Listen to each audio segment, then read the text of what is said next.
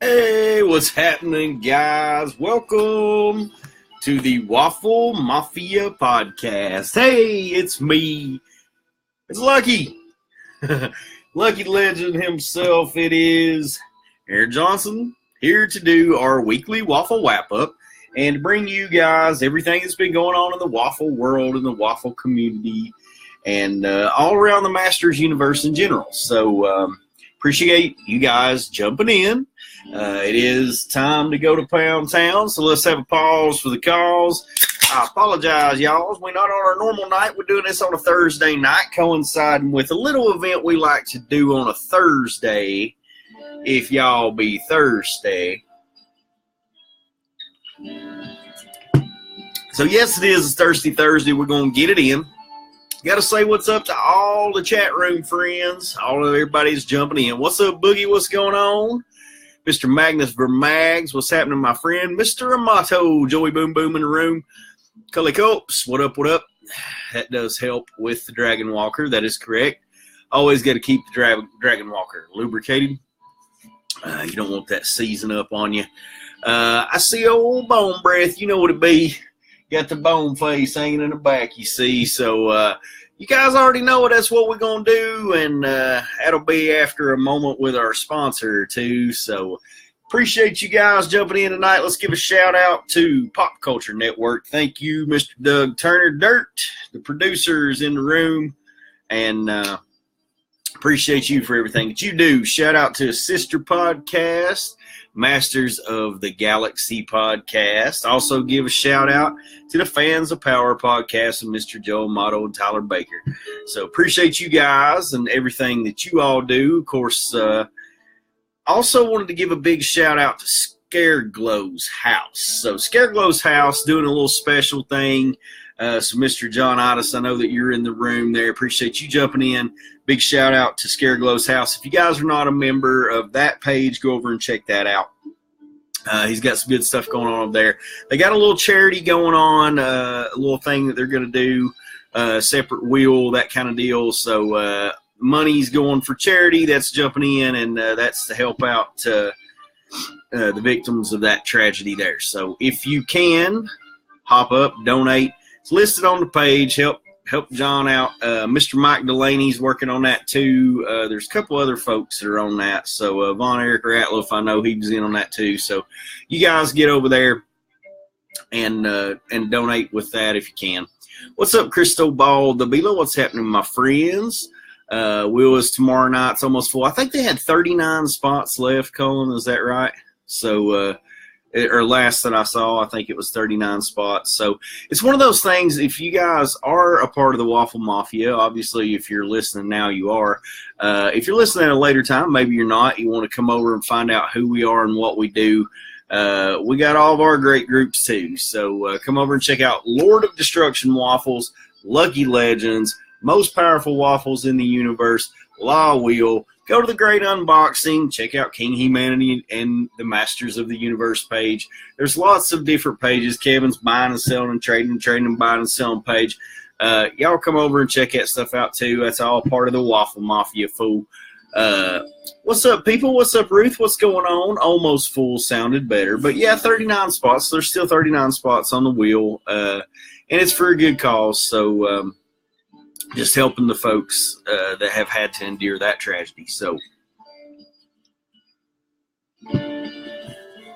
always nice when we can donate and we can jump in and we can show the community how strong, or show everybody how strong the Masters community is. So, it's really awesome, guys. I know the Waffle groups, we've always been super built on love and trying to spread the love and share the good graces that we have, and any time that we can do that, that's awesome, man. So all these other groups jumping out and doing that too.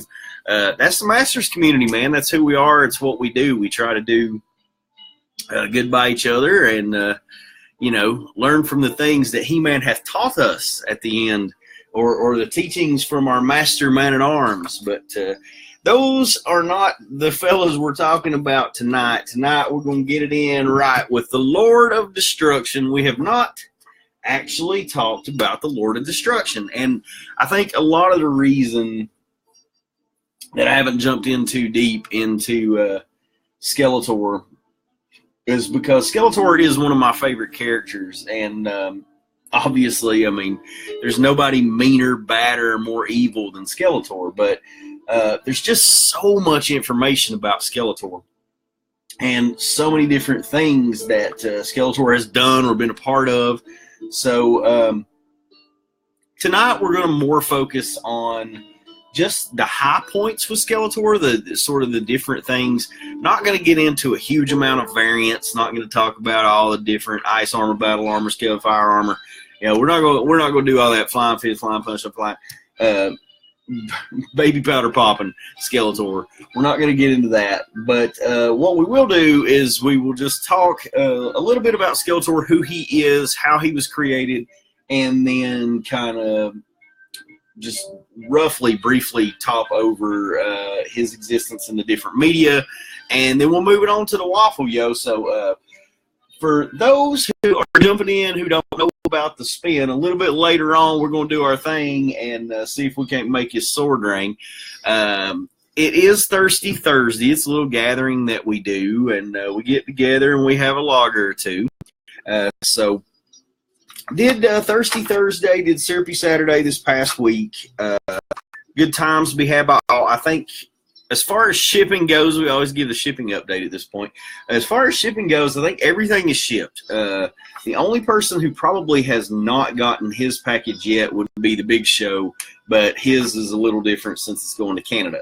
Other than that, everything is shipped. So, I mean, that's everything. If there's something that passed this week you're waiting on that you haven't gotten, please let me know. But it was an interesting bit of shipping this week. So, got that done finally, and appreciate you guys being patient with me as always. If it didn't come today, it should be tomorrow or the next day, I would imagine. But post pictures, put it on the wall, show everybody what you got. The waffle wins are real. They actually do come to you. Appreciate you guys always jumping in, always blowing it up when we do this stuff. And so Skeletor no different. You guys show up in full force to get this on, and we're going to do it right, and we'll get some other stuff going. But so past week we did our deal. Let's see. Let's go back and check your notes, and I was trying to think. Past week, what we do? We did Lynn. Did we do Evil Lynn this past week? I don't know, guys. It all runs together. Especially, no, we did Randy. We did Randy Baby last week. So we did Randor, and that went out to Cully Cups. I know that. Let's see. Yeah, we did a Captain Glenn. That went out to Goose. Battle Armor Skelly, JD Gibbs. Did Eternity War 8. Went to Manor. Cully Cups got 7, but if there's anybody out there that has an Eternity War 1 or 2 and you are willing to send that over to Cullen, I will send you Eternity War 7 in its stead. So just let me know.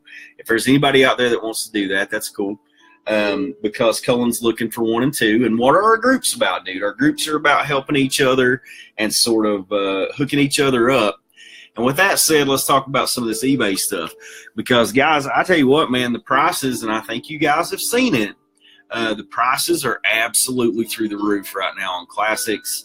Really, it's Masters in general. And I think it's the buzz surrounding the movie. It's, if you can call it buzz, but we've got the buzz surrounding the movie.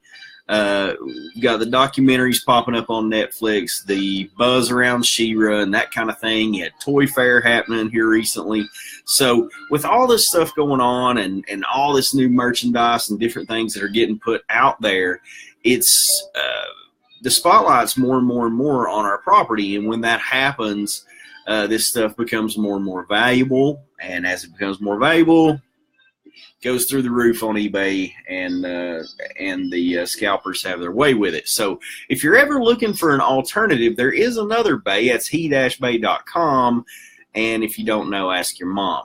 So let's see what else we got. Vintage is super crazy right now. Paid $16 for an original Zodak. That's pretty awesome. Hope there's still a movie. Steve, the movie, we've talked about it before. I do hope that at some point we get a movie. I hope it's the movie that we're all hoping for, and we'll leave it at that. it's a topic that there is a lot of hope in it, and we do hope that we get it, and we hope it's done correctly. But Masters fans are very tough to please at times, and it's tough to make everybody happy because the canon is so expansive, and there's certain things that this person likes, and there's certain things this person likes, and it is hard to make everybody happy. But I think sticking a little closer to the source material would solve that, and we wouldn't have that issue. But Joe and I have been talking about some different things. There's some things we're going to discuss that I think as a community we could possibly come together and do some good. I've got some crazy ideas as usual. So we'll check that out and see how that goes.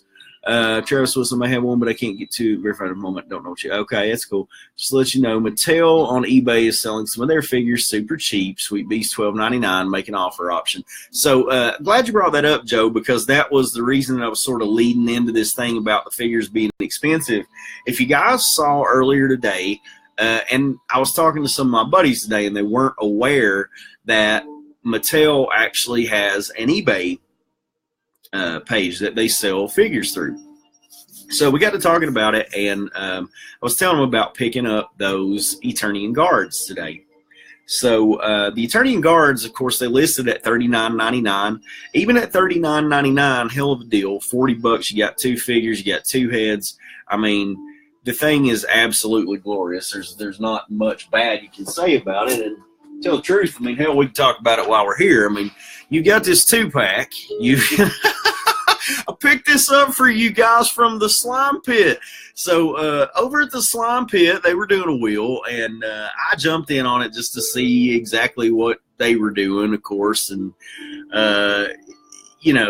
so got lucky, got a Slime Pit win. So there was my Slime Pit win. I also won a Zorn with hot sauce. So there's Zorn with hot sauce. I picked that up this past week. But anyway, so I got this over at the Slime Pit, and my first thought was, hell yeah, I got something for you guys.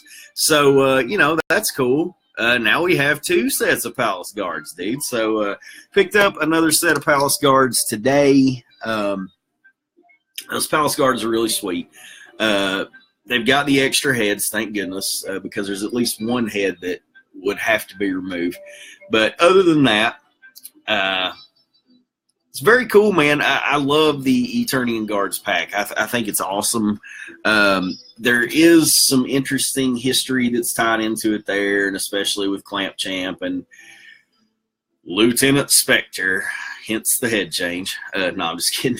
So there's your Eternian Guards, and of course the Palace Guards with the history that they have, and of course how they were designed here. The 4 Horsemen absolutely knocked these bad boys out of the park. And for those of you who've never seen them or can't see them, you're listening maybe later time. Very cool. They're decked out much like Man-at-Arms in the Royal Eternian Guard layout, and of course they have a very cool thing that was put in to have the battle damage, so they get the battle damage plates. So there you go, Eternian Guards. And we got some more guards on the way. But the point that I was bringing up is the fact that there is a buy it now option. So $39.99, really not bad on Eternian Guards. I mean, it's awesome, guys. But they also have, the offer option. And can you make an offer? And so most of the time when you go through Mattel and you auto offer, let's get a pause for the calls, getting dry. There it is, oh me, oh my. We gotta get ready for this waffle, guys. We gotta do this in like 5 minutes. We have not even gotten into Skeletor, but it's all good. I did you dirty as always. I'm always late, but this time I swear, guys, it was actually the Mac. This time I had to reboot. And it's Taylor's Mac. I'm always weird about it. I don't want to touch anything, mess up Mama's Mac, but it's all good. We got back up and running. So anyway, what I was saying, there's normally a make an offer option. So most of the time it is set to auto decline, and whatever you put in there just kind of sucks. I even run it one day. I was messing around with it. I think it was on Hero or something. They had, I think they had $15.99 on Hero 2. And, making offers. So I started out like $9.99 and decline. And I think I, at the end, just actually put like $15.79, and they still declined it. So I don't know. I think it depends on what kind of mood it's in. But earlier today, I got lucky with the Eternian Guards, my friends. So, hence the namesake, and that's what it be. But I grabbed a pack for y'all, you see. So at least we'll have some Eternian Guards. For those who maybe didn't get them or didn't get a chance at them, you'll have a chance here. And we'll do some rhymes and drink some beer. But, yeah, those suckers were $39.99. I saw that somebody else had put in $30 and gotten it at $30. So I thought, what the hell, 25? Let's give it a shot. So I threw 25 and got it. So you can play around with that. You can get different prices, but, you know, you can also get on the decline train too. So I don't know. It really just depends on Mattel, bro. I don't know if they just have it set at a different threshold or whatever it is. A couple other things to talk about. So, of course, that's the eBay stuff. It's under Mattel. Some really good stuff there, like Joe said, Sweet Bee for $12.99. And but I always appreciate you guys throwing that out there when there's a cool deal like that. So, Cullen, that's shout out to you, man, for throwing that out there earlier today. Magnus has turned me on to a couple good deals. Candyman Chris Hummel does the same thing. Has let me know, you know, when some good stuff's popping up. So you guys keep your eyes out there, keep them peeled. There's some killer deals out there. I got another killer deal earlier this evening, so I'll share that with you guys this upcoming week. We've got some other stuff on the way, but for right now, let's talk about for what we came to play. The rest of the weekly Waffle Wrap Up, John Fright got the foam-in. He's already received those, posted a picture of those on Legends earlier today. Battle Armor Pop went out to Prime Time, did a Z-Wheel. Extendar went out to Mr. McMullen, did a poster to Mr. Abate. That was the big poster, did a Sweet Baby Merman pop to Mr. Abate. Eldor to Terry. Oh, Terror, and Eternity War to Miss Gilbert. So there you go, and that's what it be, bro. All right, let's get it on. Let's get on over into Skeletor Town, and let's talk about where he came from and how he went down. Let's pause, and let's get it. Appreciate all y'all for jumping in. Let's talk about Skeletor before he gets gone on a spin. Now, as I had updated the post, I didn't have it in there originally. I probably should have, but update the post about him having this interesting sword. So if you guys can see that, that is a very interesting custom sword that I think came from PlasticCurves.com, but a very cool sword for Skeletor that he comes with. We have the Alcala style head. Of course, this is the Super 7 Ultimates figure. He's got the clawed full boots and comes with a cape. So that you got your cape. Of course, that's if you're going to rock your Keldor head. But I just think it looks much better on the old Lord of Destruction just this way. And he also came with his staff to play. So he's got the Havoc staff with him there. And he also has another his original sword that'll go with him too. But yeah, tonight we're going to talk about old Skeletor, dude. He comes in many different flavors. Skeletor, known for his various different outfit styles. But what we will look at is just an overview of Skeletor and who he be, and then we'll break them down on the variants, you see. So we'll come back, we'll pick up Dragon Blaster, and we'll do some battle armor and all that good stuff too. But let's pause for the calls and make it do what it do.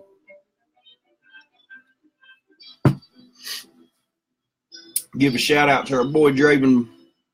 If he's listening, it may be past his bedtime and gets a little late when the adults get on and rhyme.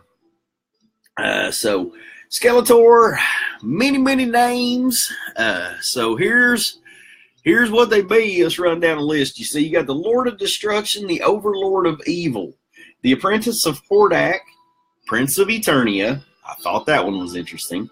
Ruler of Demons, Lord of the Netherworld, Master of Evil, Lord of Evil, and the last one, the Master of Death.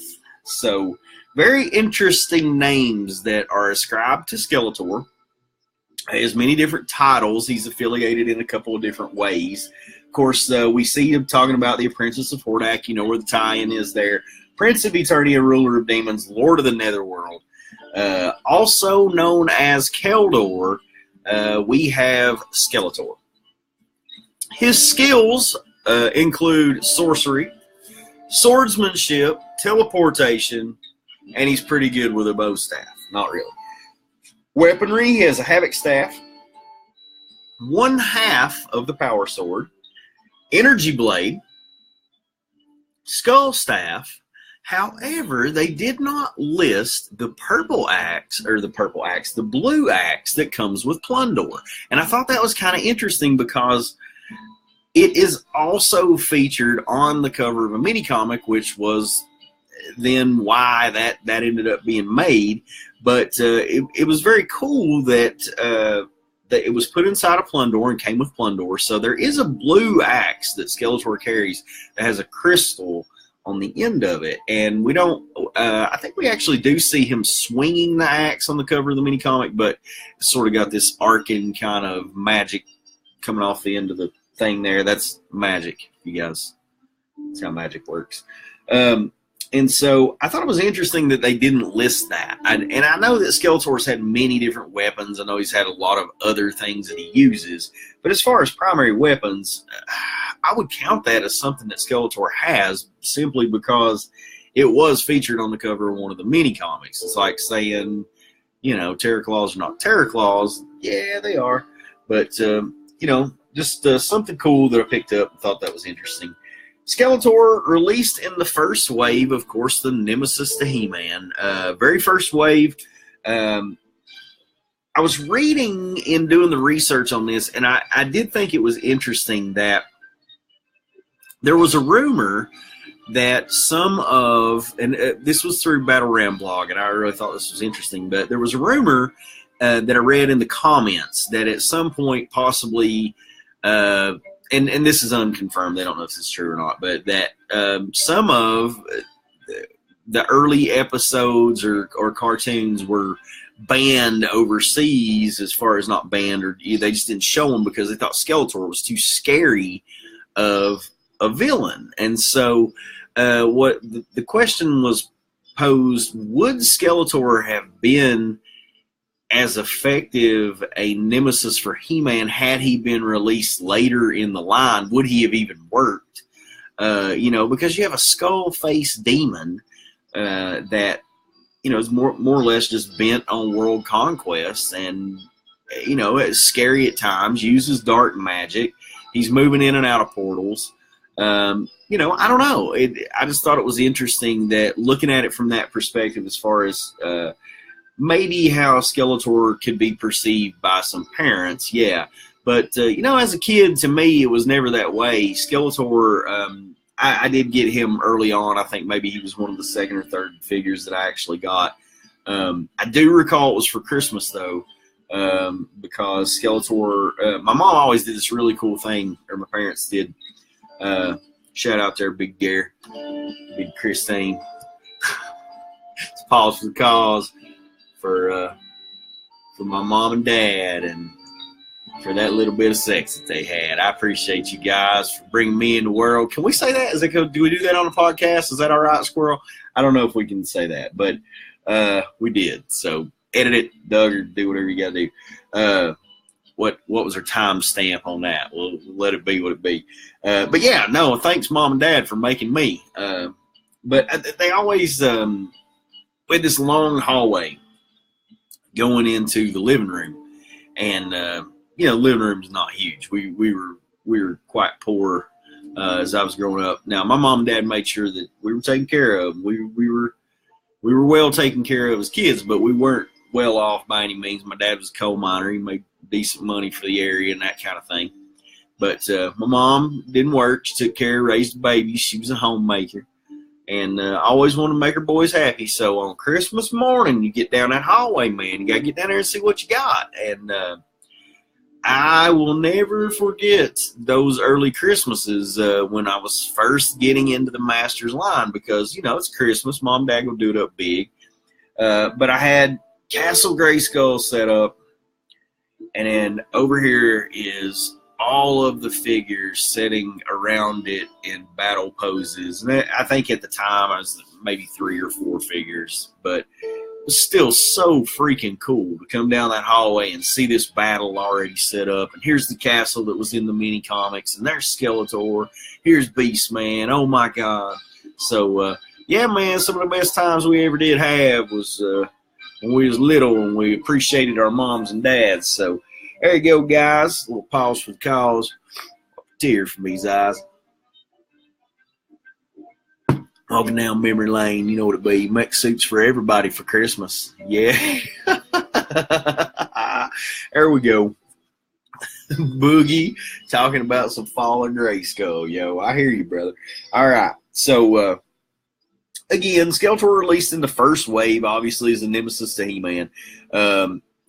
He reaches pop culture fame. I mean, honestly, Skeletor is probably one of the most easily recognizable villains of all time. I mean, it's one of those things where even people who have no idea what Masters of the Universe are, hey man, you know what Masters? No, I have no idea what that is. You ask them who that is, and you show that bone face and that purple hood, and oh yeah, Skeletor. So, you know, the thing is, he's far more recognizable, I believe, in the Filmation look, and of course that is how you know him. This is how most people know him. But you know, it's not really for me the Skeletor that I love. So you know, this to me is Skeletor. Skeletor is Alcala. He's very dark style. He's a demon. He would most definitely probably have a cape. It would be really important to have that cape and that cowl so you can whip it around and scowl. But, yeah, he's going to have the Havoc Staff. He's going to have some arcane magical items. And, of course, the half of the Power Sword is the part of the story that I think is super important, especially when early on in my young mind we're developing who Skeletor is. There has to be a reason, and kids like to know a reason. There has to be a reason. Of course, the reason for Masters was the power. Everybody wanted to have the power. You had to have the power. So Skeletor wanted to have the power too. And in the early readings and the early mini-comic stuff, the one that really, and even though this is not, I don't believe, done by Alcala, but it's one of the ones that I feel like Skeletor is probably most menacing, or at least to me as a kid, for some reason it stuck in my mind, and it's Magic Stealer. And in Magic Stealer, you know, as a kid we're taught that stealing's wrong. We see this evil, bone-faced, you know, evil nemesis of He-Man who is now sucking all of the magic out of Eternia. And Eternia is such a magical, wonderful, lush place. So as we see Skeletor setting in this, you know, pyramid that now is able to suck the, you know, siphon the powers of Eternia, it's in deep contrast. It's in the snow. I mean, it really painted a scene for me, a very dark scene of who Skeletor was when I was a kid. And Alcala did that for me as well. And I really think that those early depictions of Skeletor, of course, mini Eternia or whatever they may call it, the first 4 mini comics, that Alcala style just stuck with me, man. And that's where it is. I mean, he is a ghoulish demon. He is a dark sorcerer. He's from another dimension. He draws on the dark arts. Skeletor probably is one of the most rounded, most capable, most vengeful, evil, spiteful individuals that have ever been created.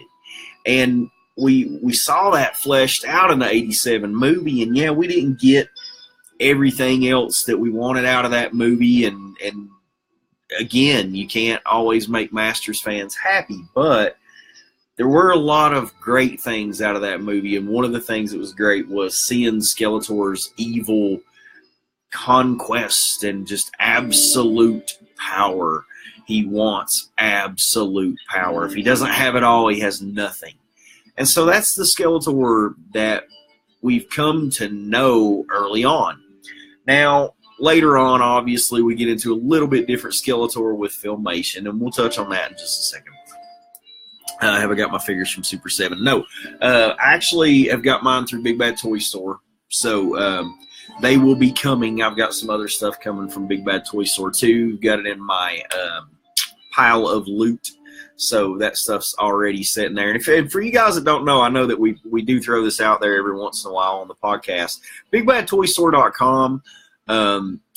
You will pay a little bit more. It's a little bit more expensive, but you can order single individual figures in the waves. You don't have to order all four like you do with the pre-order with Super 7. But speaking of those figures, I've been seeing folks open them up this week. They're absolutely glorious.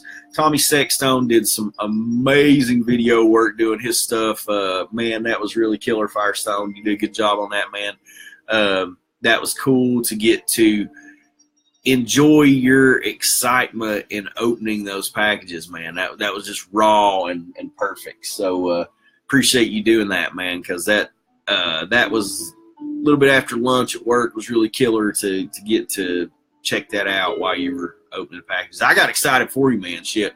I was tearing through them with you, and I was like, oh, my God, it's Fagor. Oh, my God, it's Lodar. I mean, guys, they're glorious. I mean, if you all haven't seen them, if you haven't pulled up the pictures of them, there's some posts on Legends. There's one where there's like, I don't know who shared the post. Maybe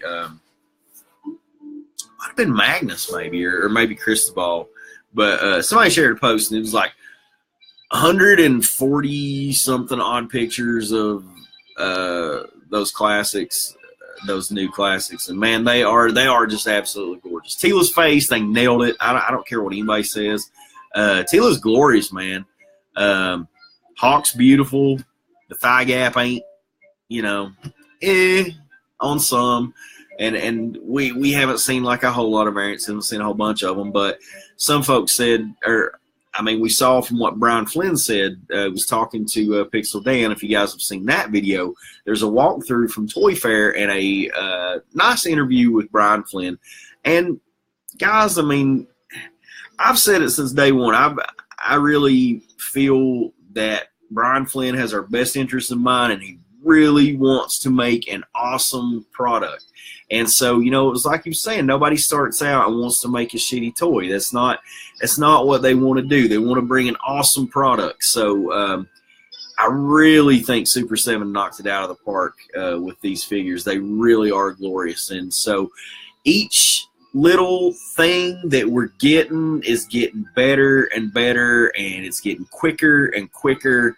So, guys, I mean, I know a lot of people hating on Super 7, but I tell you what, guys, they really delivered on that. Now, prices and some things like that, some other information that they shared with us regarding the 5.5s, that's, it is what it is. I think we've seen Funko showed us that they can put a product out there that is at a good retail price, but in my mind, adult collector, it's okay. I mean, it's going to cost just a touch more, but Brian Flynn did say in that video that with Tila, there were there was a shorter peg, there was a medium peg, and there was a larger peg that went in the center for the crotch piece that ran across. None of the large pegs got used, but there was a variance in the fact that some small ones got used, some mediums got used.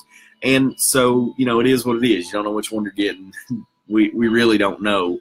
But the difference is so minor. But, of course, on that small of a figure, it'll show. So, but either way, let's get back to Skeletor. Let's get it on.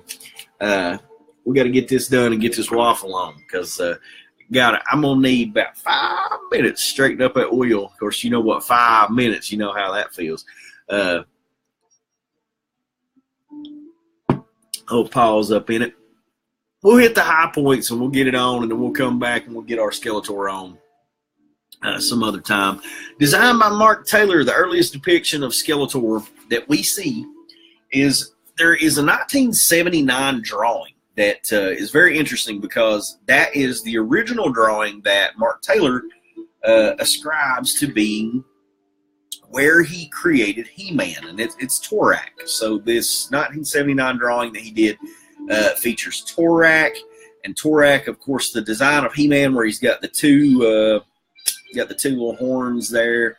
It was just sort of early design for a concept of who he wanted He-Man to be. He didn't call it He-Man at that time. It was called Torak. But if you look in the background behind Torak, there actually is a skeleton figure that very much resembles Skeletor. So we may have found the origins of Skeletor a bit further back than Mark's time at Mattel, simply because this was some of the stuff that he was working on prior to coming to Mattel. So he had a passion for drawing these skeletons and drawing, you know, some of these things and having these. He was very influenced by these barbarian type things. So it wasn't uncommon to have sketchbook after sketchbook full of different concepts and drawings. So, you know, that's what it be. It may very well be that Skeletor found his origins right along with Torak, with He-Man, in the very first sketches that were done by Taylor. Now, later on, he did another drawing of a skeleton royalty, and if you look at that piece, he's sort of he's a mummy, and he's got the mummy wrap on his legs and sort of hanging off his arms. But one of the most prominent and interesting pieces of that is the fact that the chest harness, you see the bones, and it's very reminiscent of what we ended up getting with Skeletor. So the face, sort of that clayish, decaying, rotting face, but he was wearing a crown. It was more of it honestly looks a touch more mummy-ish or Egyptian, but so there were some similarities there too. But what later ended up happening, of course, as we get into the B sheets, you guys, I know you guys have seen, or most of you have seen, if you've not, check it out, the original drawing of Demo Man. So Demo Man, some people will say, is the most very earliest depiction of Skeletor. Well, obviously, since later on, story-wise, we bond Demo Man and Keldor, and it creates Skeletor. If you're following that canon, then obviously Demo Man would have been the inspiration for Skeletor, blah, blah, because that's who he bonded and became. But the truth is, Mark Taylor actually always maintained that Demo Man was just a separate figure. He was a different figure. He was a different character, and that he stood alone. He actually wasn't the early depiction of Skeletor. Now, in the classics line, we do have that as part of the bio, as part of the background, and we sort of attribute the fact that Hordak, you know, took the soul, or took, you know, Demo Man and bound him with Skeletor to save him. And that may be true in your particular canon, if that's what you like. However, there actually was the B Sheets drawing, which Mark Taylor did, and it is listed as D-Man, but it is not Demo Man. And that actually gives us our first and official ever look at Skeletor. So it was a bit closer to the final design. That is the one where we see the hood, there is the purple, there is the staff, and notable things from that and things that were interesting there. There were a lot of things that actually made it from that design over to the finished prototype and finished design for Skeletor. And so, again, we've got the clayish face, you've got the sort of decaying face, you've got the hood, we've got the staff, the Havoc staff. Now, interestingly enough, in that particular picture, the Havoc staff, the head, the top part of the staff actually comes off and you know, swings around as a roped weapon. So that was kind of a design there. They had that same design. Mark Taylor must have liked that design. He was using it for Man-at-Arms mace and a couple other things. So yeah, you know, that part was pretty cool. But there were a lot of things that did in that particular design make it into the final design of Skeletor. One of those things was the harness. We do see that yellow bat design sort of on the chest harness. You had it on the shin guards as well. So the shin guards, we had the pointed toes. Now, interestingly enough, he did have 5 toes in that drawing. And so that goes back to he had 5-toed bare feet, the yellow bat detail on his shin guards and chest armor. It was also worth noting that when the prototype was made, Tony Guerrero, who has done, the amazing sculptor that he is, created these prototypes. When he created the Skeletor prototype, D-Man was pretty much made exactly to what was on the sheets. But they had to do a little bit of simplification on the design because he did too good of a job at it. The sculpting of the face, very rotted, very decayed looking, but it was different. And so there was a lot of layers to it, and there was a lot of thickness to the flesh and spots where it was sort of, coming loose. And so in order to simplify that design, Mattel just more or less, brought it down, said, hey, we got to have, we can't have these crazy monster fins. So we got them, but we got a much more simplified, more streamlined version of the actual prototype. And so instead of the 5 toes, we brought it down to 3. Now we can reuse that with Merman. We can reuse that with Zodak. So those became the beast toes or the monster toes, whatever you like to call them. But, so that it was interesting to me that in the simplification of things, that we see those prototypes, man, when we saw the one for Man-at-Arms, Beast-Man, and I think these were the prototypes where it actually said Lords of Power. So detailed, a lot of very interesting and intricate details on those prototypes. And, that too, sharing that Alcala design, or made its way actually from the prototype to Alcala, who used those things for his drawings. So very interesting there.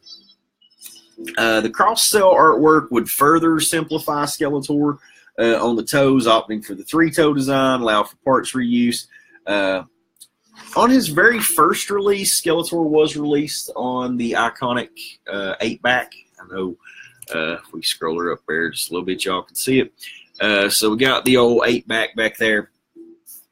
And on his original release, that's what you had on the back of the card back. Now, when you had reissues, they actually did feature that Errol McCarthy artwork of him cruising across the landscape, and you got Castle Grayskull in the background there. So for you vintage variant hunters, I know you guys like to really get into that and get into the different card backs and different things like that. There is a variant there for Skeletor with that. Also, and I wouldn't say so much as it's a variant as it was just kind of what happened. And I mean, I guess you could call it a variant because it is what it be. But let's see. I was trying to find me old Skelly. You see, hang on just one second. Let's grab this sucker here. Sweet baby merman, hold my beer. All right, so there we go. Old Skelly. There you go. But if you look real close, you don't see no orange in them cheeks there, bro. So in the early releases, it was actually some color got off or something, and it had bled over on the design. And what ended up happening was there were thousands of Skeletors made that actually had the orange spots down in the cheeks on the original runs because that somehow got into production. And before that Mattel could pull the plug on it, there had been a bunch of them made. So I do recall when I was a child actually having the ones that had, they're having one at least that had the orange in the cheeks. In my opinion, that's just, I thought that's how Skeletor looked. But, you know, I always thought that was very cool. There are other versions. The original version, of course, featured the half boot. And if you look right here, you've got, this is a full boot Skelly. He is not the half boot. You'll also notice that the center section is completely black. So the loincloth is black, the belt's black. There were some original ones done that were half boot and then also had the purple loincloth. So everything back here being purple and the belt still being black. Of course, he does normally come with his little nice little thing there. I don't even know what you call that, guys. It's like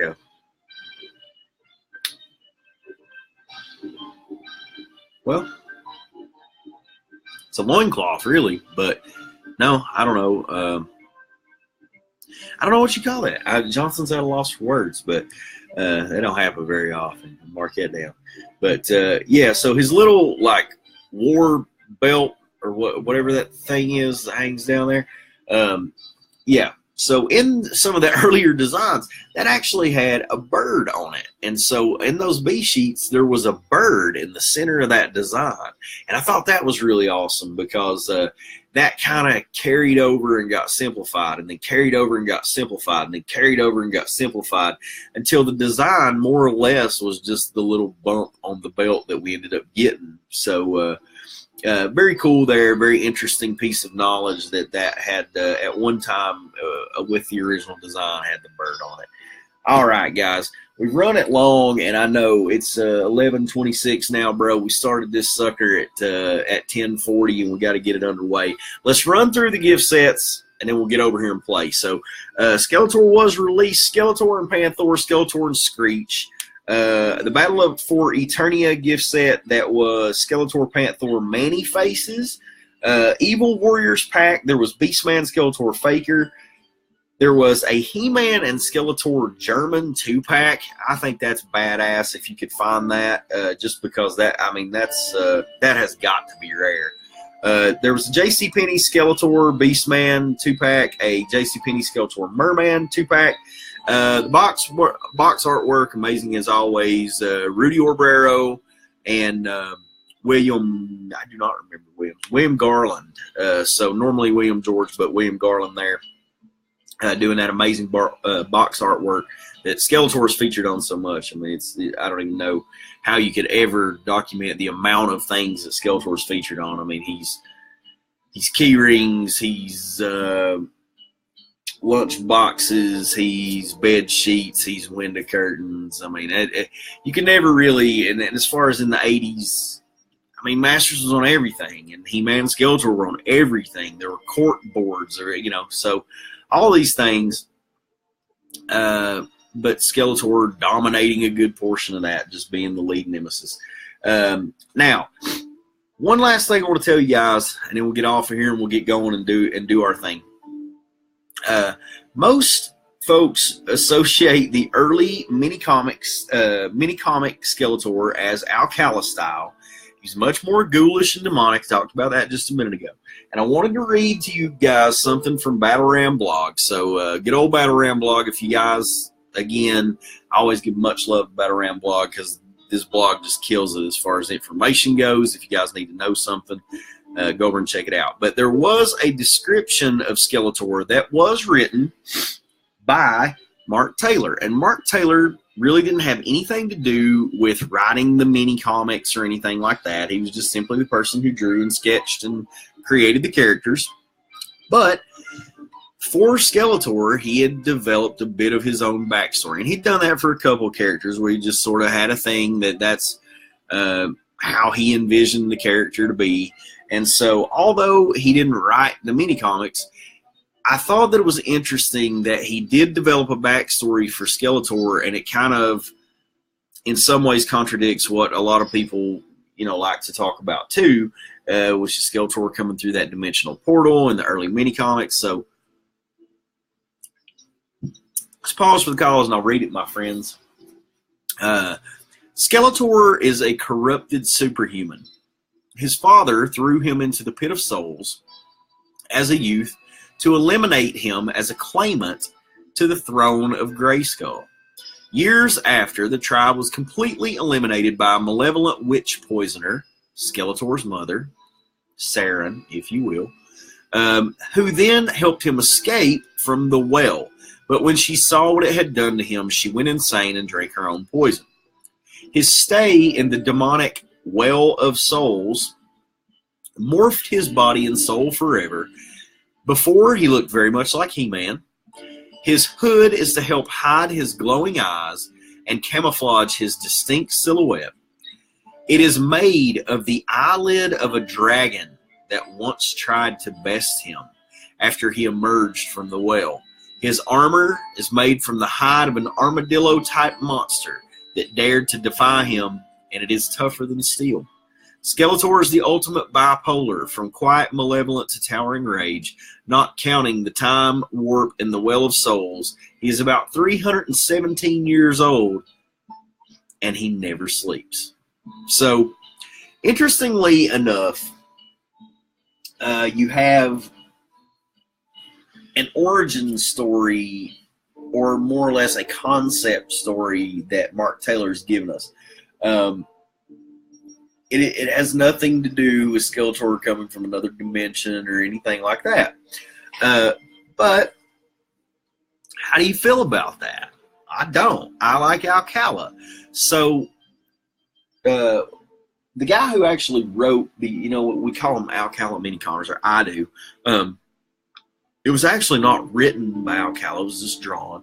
But Don Glute actually wrote the story. So big shout out to Don. Don, I know you listen. Appreciate you, my friend. Don Glute gave the effective origin story for Skeletor. He was an evil demon from another dimension who stepped through, or was thrown through, into Eternia when the dimension ripped due to the Great Wars. Now, that's interesting in and of itself, because if we go back to that very first mini-comic, that's where this story was developed. You find out about the Great Wars. You find out that Skeletor was a very dark sorcerer. He was a demon. He focused on the dark arts, using dark magic. So Alcala, I believe, drew him in this ghoulish manner, in this way that, that's truly how he was. So, maybe you like Mark Taylor's version. Maybe you like the Filmation version.